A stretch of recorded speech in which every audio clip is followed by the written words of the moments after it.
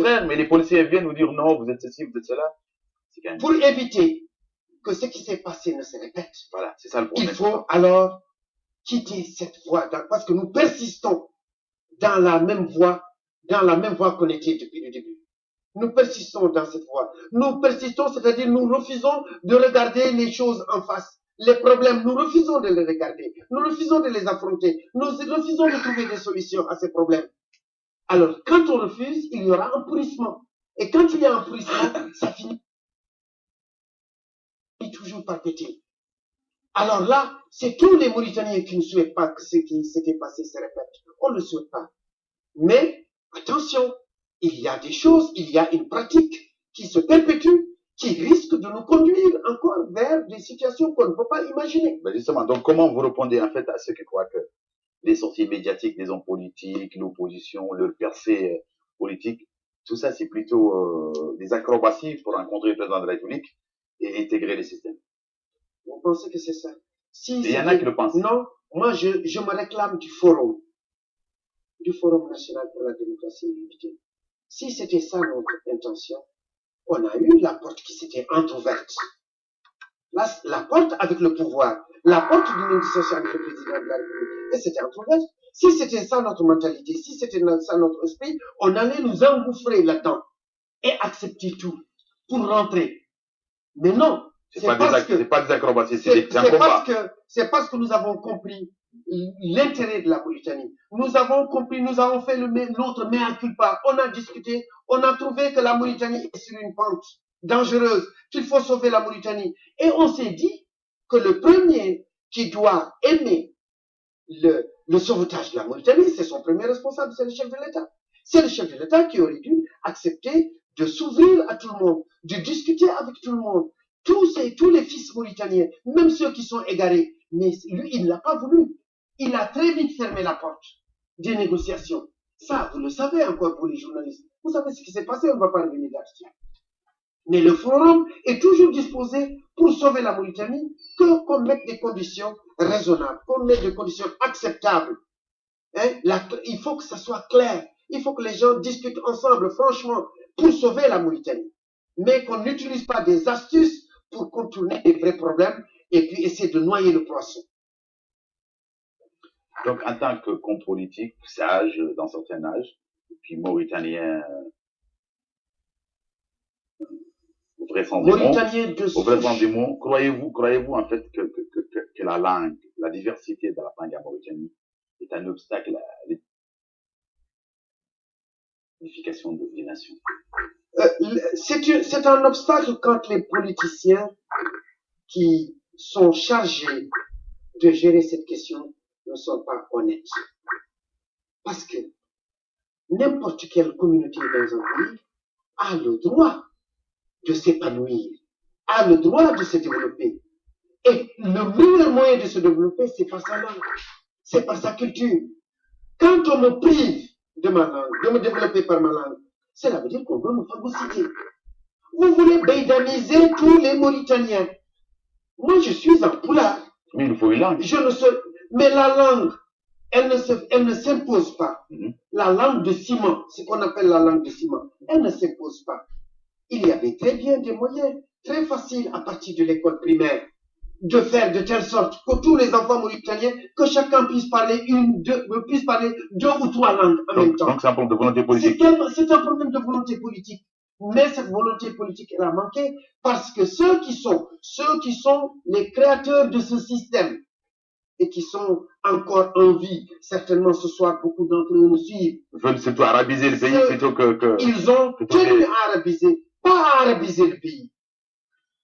ɗum noon bandiraɓe on calminama min cifton ko radio Kokoriko international keɗoto ɗon min cifton ɗo nde ɗo yewtere ko musidɗo men Ba Alassane Hammady Soma walla Alassane Hammady Soma Ba gandiraɗo Balas kanko waddanno ɗum nde ɗo yewtere e journaliste goto alwatini to e Mauritanie ko andinde on tan hande en jogui worɓe sagataɓe dariɓe sirñiniɓe ganduɗa enen joltanma hujja ma e hujja mum e hujja leñol ngol foof ɗum noon onon arɓe ɗo ɓe fof ɗon bismama yewtere nde man jokku joni joni en calmini Ba Yaya Alpha Pam Yaya Alpha ɗum ɗo ko musidɗo men Yaya Pam gonɗo to en Alaska en calmini Ousmane Sy ne kadi naati ɓoggol ngol e ceerno Mamoudou Talla ceerno men Mamoudou Talla en mbayri yiɗum en calminimo en juurimomo ko noon kadi calminirɗen Kardiatou Niang sohna Kardiatou Niang e ceerno Ousmane Sy e musidɓe meɗen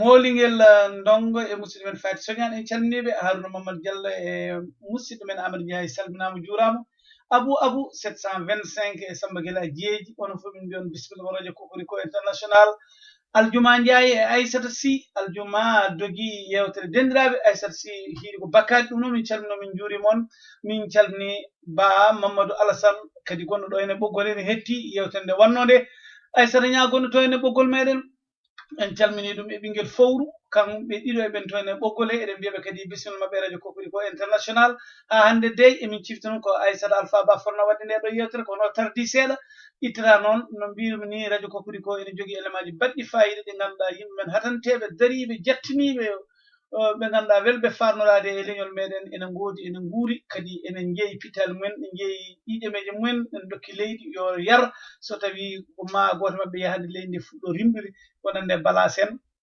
ko nande musidɓe men heewɓe wonɓe to en hannde Mauritanie ɓe ganduɗa ko ndiɗo leydi tan hannde jaakni en beele potal ne ara toon beele moƴƴere ara toon beele ɓalejo en heɓta haqqi mum beele ɓaleɓe ne ceera e luure ɓe ƴeewa wadde hunde ko nafata ko nawrita leñol yeeso ko nawrita ngendu yeeso taw wona tan haareji jamma e ñalawma ɗum noon hannde de ko kanko tan jokkaten heeɗade bandiraɓe bisimilla moon e radio Kokoriko international. Parce que parlons-en, si c'était pour arabiser le pays, les premiers arabisants de ce pays, c'est les Halpulaar. Est-ce que vous connaissez l'école Falla? Bien sûr. Est-ce que vous connaissez l'école Falla? C'est les premiers à quitter la Mauritanie à marcher à pied jusqu'au Caire pour aller étudier l'arabe. C'est les premiers licenciés en arabe en Mauritanie, c'est des Noirs, c'est des élèves de l'école de El Hadj Mahmoud Ba, école El Falla. Mais ces gens, à quoi ça a servi ces diplômes? Quand ils sont revenus au pays, on a combien de Noirs qui ont eu des diplômes arabes? On les a clochardisés.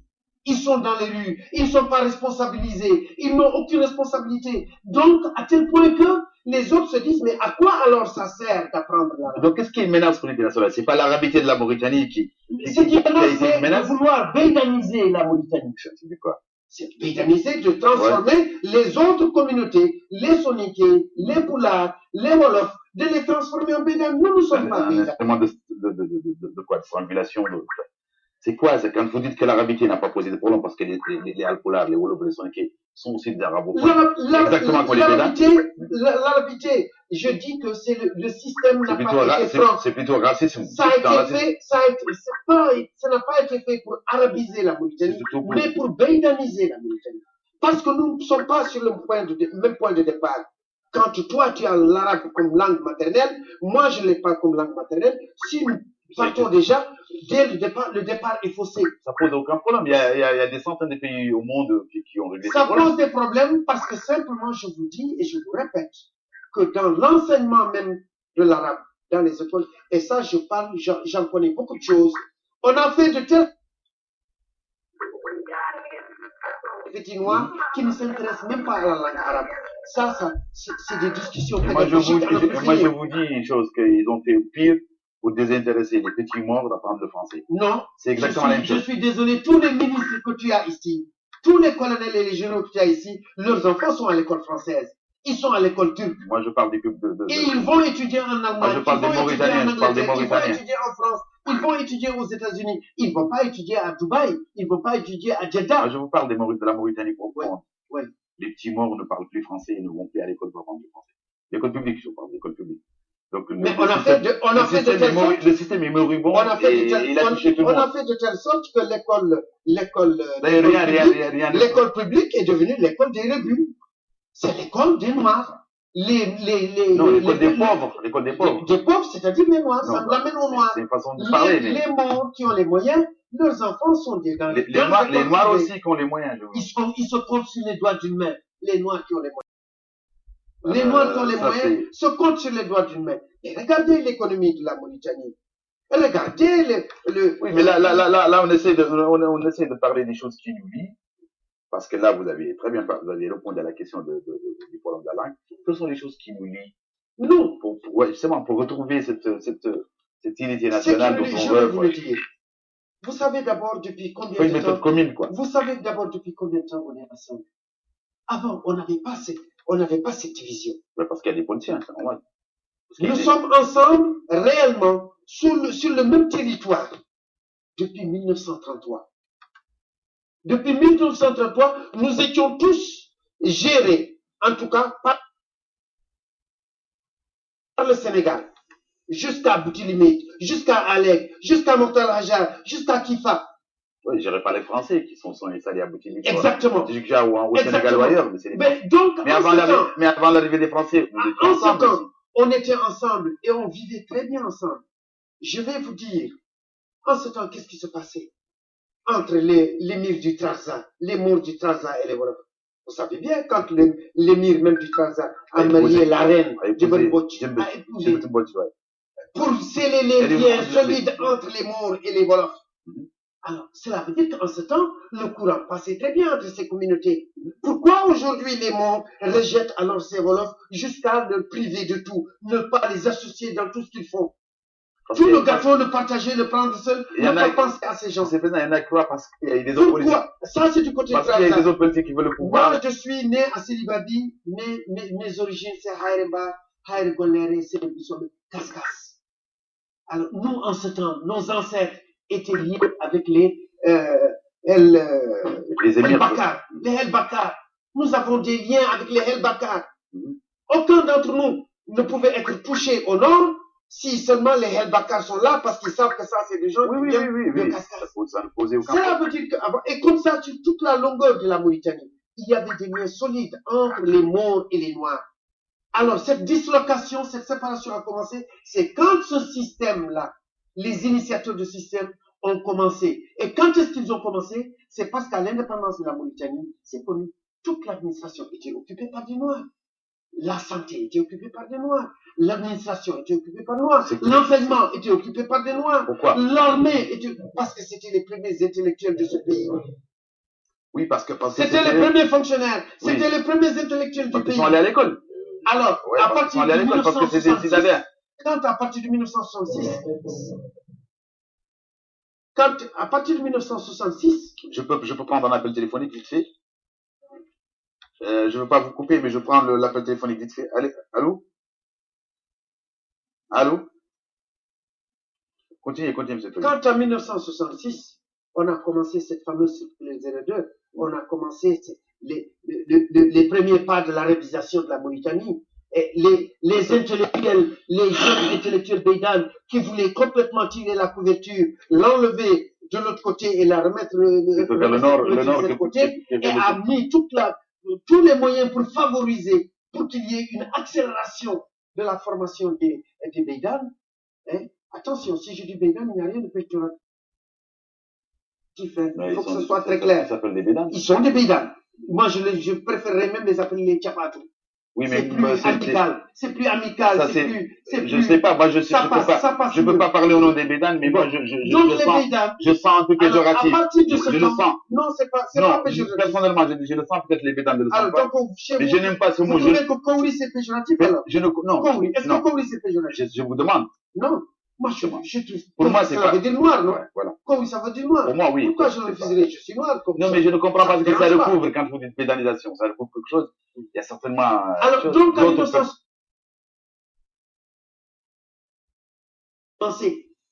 la machine a commencé. Et voilà, aujourd'hui, où est-ce qu'elle en est? Le dernier pan qui restait, c'était l'armée. On l'a dit, vos invités l'ont dit. On est en train d'arabiser l'armée. Vous pensez?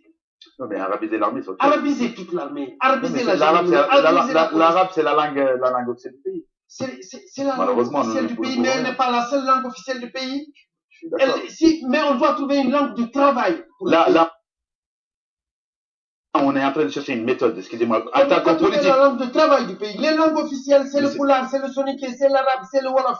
Monsieur le Président. Mais on trouve une langue de travail. En tant qu'homme politique. Une langue de ciment. En tant qu'homme politique, oui. On vous demande à réfléchir sur une méthode commune qui nous permettra de régler définitivement ce problème de planification. Et c'est ça, entre toutes les composantes ethniques de notre pays. Bref, enfin, l'unité nationale, quoi. Est-ce que l'unité nationale est-elle possible en Mauritanie? L'unité nationale est bel et bien possible en Mauritanie. Je vais vous donner un exemple assez frappant.